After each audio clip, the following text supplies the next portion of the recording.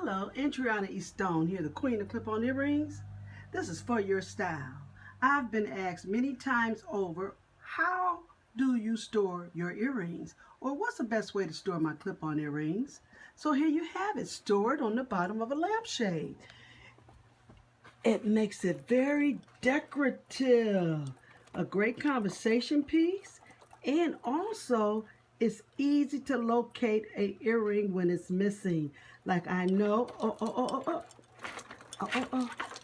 I got to find the mate. Where's my mate? That's my soul mate. The mate to this is a female, and that's the male. And I have this earring is missing.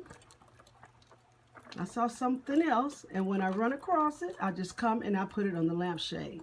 So as you can see, this one is missing. I love it. Well, there you have it. Try it.